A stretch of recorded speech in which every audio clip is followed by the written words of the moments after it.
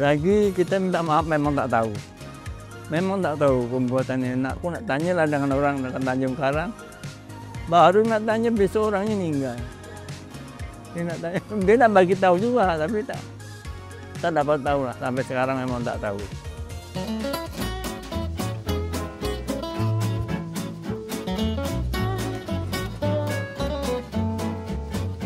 Semasa saya udah tahu buat apa itu, atuk saya bagi tahu dengan saya. Besok kalau udah ada istri, ada anak, dia suruh buat apa, jual apa. Atuk saya itu orang Surabaya. Nenek istri aku orang Banyumas. Tapi dia berkenalan pun di sini, di kampung ini, sama-sama buka hutan nih. Beristri, ada anak 2, saya buat apa. Satu seminggu 2 kali aja. Lain itu saya kerja. KP apa? Itu saya terus berhenti, anak sambung, tapi dia aja yang seorang. Dia tak pernah buat apa, dia tengok aja dia dulu. Saya jual dulu pakai motor sebungkus, 1 bungkus tuh 20 sen. Dia 1 bungkus tuh isinya 5 ketul. Daripada saya ada 7 orang, saya anak ke-6. Saya yang mewarisi legasi tapai arwah mak saya dan bapa saya. Saya tak belajar, so semua tengok je. Lepas tu saya tak tahu terdetik hati macam mana nak buat. So jadilah benda tu. Bolehlah jadi tapai tu. Daripada saya lahir memang mak dah memang buat tapai. Dari saya kecil saya pun tolong mak bungkus. Masa saya buat tu saya terus tunjuk kat dia. Dia kata okey jadi ni. Dia pun sedih lah kan sebab agak boleh buat. Terus dia teruskan. Dia kata buatlah sebab kau je boleh buat. Dia kata dia kan. Aku kena buat sebab aku je yang boleh. Itulah macam akak cakap, akak terus buat dan terus tinggalkan kerjaya akak lah. Akak kerja kan, atau akak teruskan legasi yang bapa ada ni lah.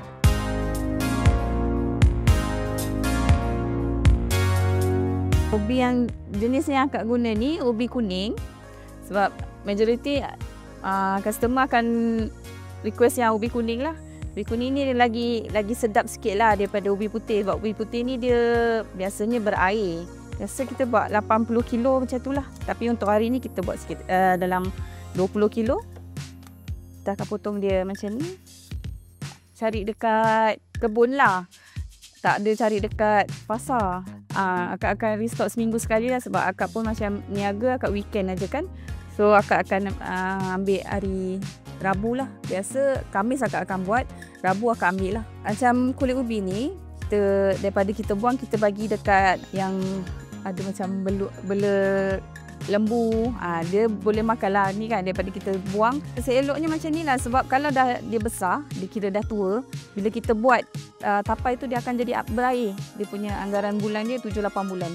Dia pun tak boleh muda sangat. Muda sangat pun sama. Dia tak akan cantik lah.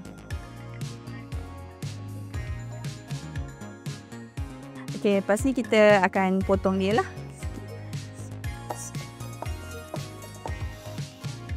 Biasa kot agak je lah macam ni ya.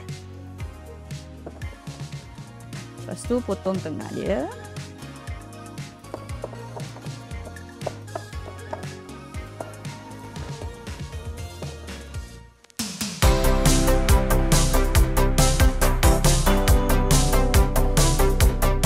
Saya cakap dengan suami, saya nak buat lah.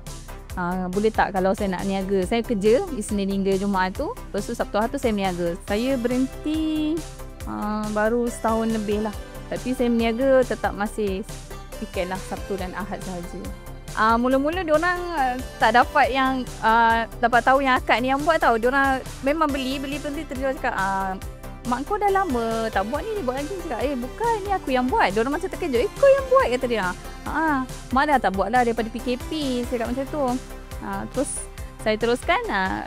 Sampai sekarang ni diorang dah tahulah yang saya meneruskan legasi bapa dengan mak saya kan. Dekat 2 tahun lebih lah juga mak dah berniaga. Arwah mak sakit paru-paru berkuman. Mula rasa macam, yelah dia tak ada, kita rasa ralat juga kan. Tapi itu yang kiranya yang dia bagi dekat saya. Jadi saya kena teruskan lah.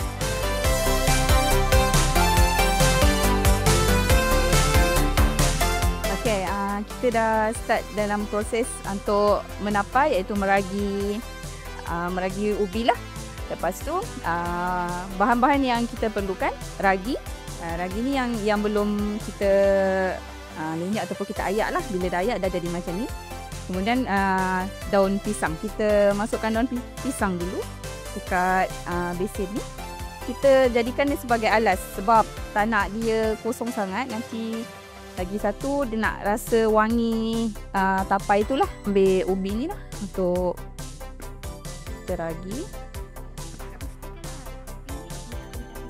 Okey, tapai ubi ni bila kita buat pantang dia ada dua je. Sama ada garam dengan minyak. Memang tak boleh. Lepas tu orang cakap pantang larang tak boleh. Dia cakap tak ada apa, sebenarnya boleh je. Itu mungkin mitos sahajalah. Okey, kita start meragi ya. Macam ni. Meragi.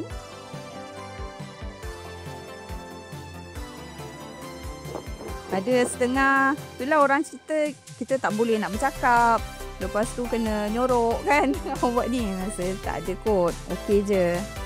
Dan pastikan dia kena masak kira separuh masak. Jangan masak betul lah. Lepas tu sejukkan dan ragikan macam ni. Kalau kita dekat dengan minyak, dengan garam, dia akan jadi keras dan tak jadi tapai lah. Dia ataupun dia berlendir. Dia dah jadi macam ni, kita masukkan dalam besin. Okey, sekarang proses meragi kita dah selesai. So, kita tutupkan dia. Memang kena pakai kain lah untuk kita selimutkan dia. Peram tapai ni selama 3 hari 2 malam.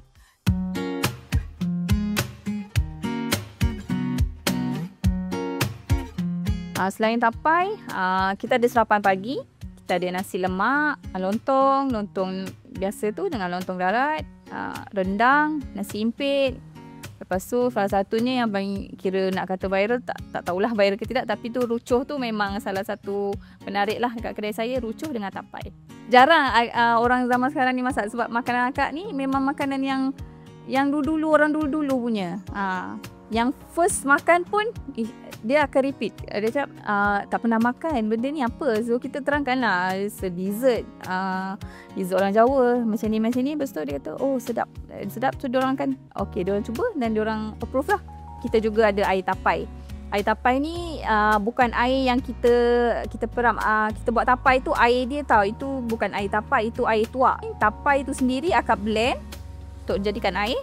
So akak tambah air dengan ais tu je. Tak ada benda lain lah, tak ada campuran lain. Customer akan tanya, ni air yang akak peram tu ke yang biasa diorang akan tahulah air tuak tu kan. Akak cakap lah bukan. Kalau air tuak confirm korang minum mesti mabuk punya kan. Ini bukan, ini tapai tu sendiri akak blend. Ada yang suka, ada yang tak suka lah. Sebab tapai tak semua pun orang suka kan. So manis-manis, nak kata masam tak ada masam sangat sebab kita dah campur dengan gula. Dia kita nak letak air tu nak kena letak gula. So dia akan rasa manis-masim. Masam tu hujung lah. Hujung sikit je. Taklah masam macam kita minum air limau tu, tak. Dia masam daripada tapai tu sendiri. Saya akan masak kat rumah sendirilah. Saya masak seorang. Memang saya tak ada pembantu. Suami je lah akan backup sikit-sikit lah. Dekat warung memang ada pekerja akak lah. Ada 2 orang.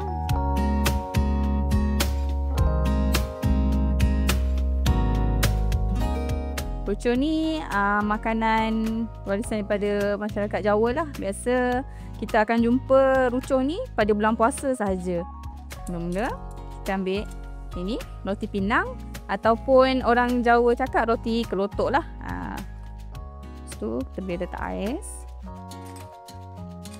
Lepas tu kita boleh letak santan. Santan ni kita dah siap letak gula, garam sikit bagi dia lemak. Okey, rucoh ni memang kita letak ais untuk kita bagi sedap lah, untuk segar. Memang kena makan dengan ais lah. Kalau tak dengan ais, dia tak sejuk, tak sedap lah. Lepas tu kita letak sagu. Sagu ni optional lah. Ada yang suka letak, ada yang tak suka. So, bahan utama kita letak tapai. Tapai pulut pun ada yang suka lah. Ada setengah memang dia basic je lah. Santan dengan roti sahaja. Okay, ini yang siap lah. Yelah, masa zaman dulu kan kita susah kan. Jadi kita nak buka puasa pun tak ada benda yang kita nak buat untuk berbuka. So macam roti pinang ni kan kira harga dia agak murah. Macam santan pun kita boleh senang nak dapat. So kita dapat makan tu je lah, roti pinang dengan santan ni je untuk bulan puasa, untuk kita berbuka. Zaman dulu pun tak ada ais, tak ada apa, just santan dengan roti pinang saja.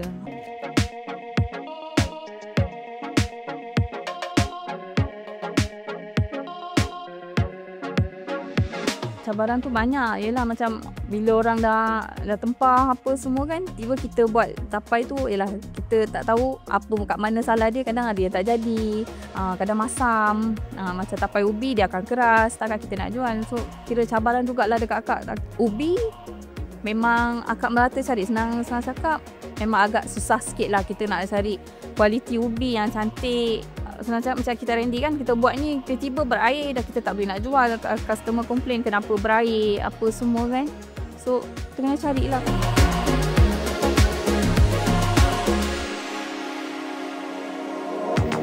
Proses untuk bungkus tapai.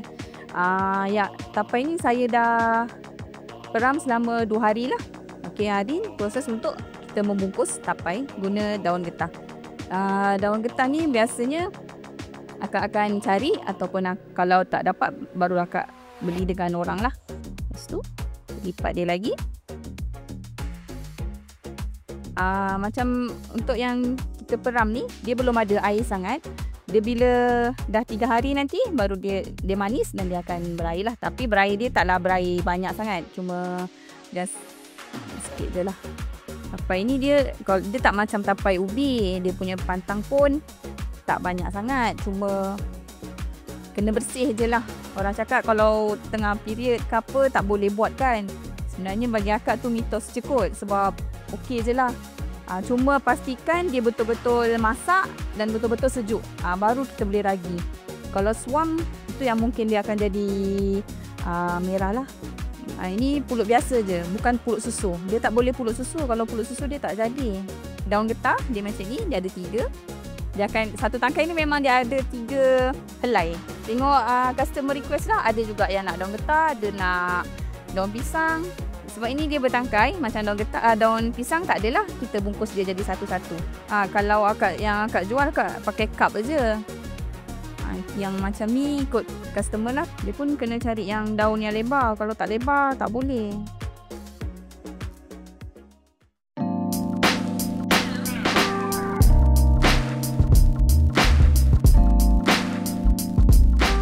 Lagi kita minta maaf, memang tak tahu. Memang tak tahu pembuatannya. Nak tanya dulu, aku nak tanyalah dengan orang dekat Tanjung Karang. Baru nak tanya besok orangnya meninggal. Dia nak tanya, dia nak bagi tahu juga, tapi tak dapat tahu lah. Sampai sekarang memang tak tahu.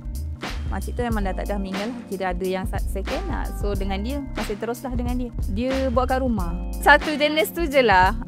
Selain kalau macam yeast tu lain kan. Dia memang ragi lah. Yang bentuk ragi bulat tu. Tu je yang akak tahu. Selain tu tak tahu. Itu dia ambil tapai tu, dia kadang dalam daun tu dah ada airnya. Jadi kita tak pernah ambil lah. Itu dibawa di orang aja. Memang mabuk lah. Kalau diminum banyak-banyak lah. Kalau sikit jadi ubat lah. Kalau banyak jadi penyakit lah nanti. Yang tapai ni elok tau, dia ada probiotik. Kalau kita nak melawaskan, kita pun boleh minum air tapai tu. Salah satu daripada untuk probiotik tu lah. Macam akak cakap lah, kalau ubi tu tak cantik, kita buat tapai, dia akan berair dan air tu dari air tuak lah. Ada orang minta tapi air dia tak ada. Sebab akak memang akak pilih ubi yang cantik. Sekali 2 je lah jadi air macam tu. Tu pun akak tak simpan lah.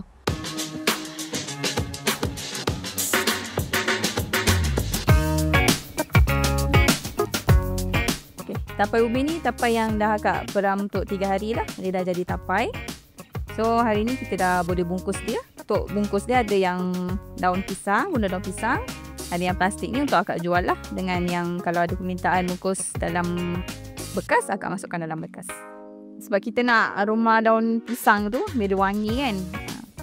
Kita pilih lagi daun pisang lah, daripada kalau kita nak masukkan dalam daun getah pun tak muat kan. Biasanya 200 gram. 200 gram tu anggaran dalam 5 ke 6 ketul macam tu lah. Cuma berbeza dengan yang bekas ni lah. Dalam bekas RM4. Dia agak berat sikit lah. Okay. Kita dah ambil bungkus dia lah.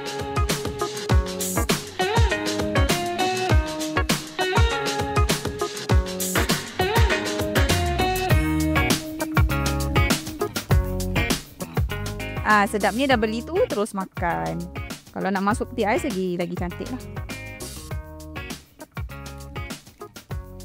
Sebab dia kuning, so dia cantik lah. Bila kita tengok daripada jauh tu kan, cantik je dia warna kuning. So menarik minat jugalah. 200 gram dan harga pun sama, RM3 ke.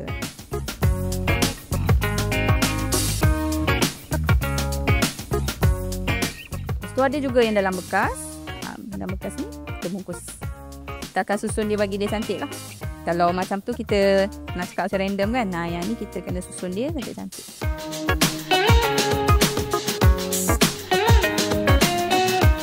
Tapai ubi ni bila kita dah peram dah 3 hari macam ni, tersedia dia akan lembut lah. Ubi keras tu boleh jadi lembut ni sebab dengan ragi tu. So dia jadi lembut macam ni. Kita nak cari yang kualiti jugalah. Tak boleh ambil main random aja kan. Main pukul hantam je tak boleh. Dia satunya pun kalau ubi pucuk dia tu dah dipetik orang pun tak boleh nak buat. Dia tak jadi.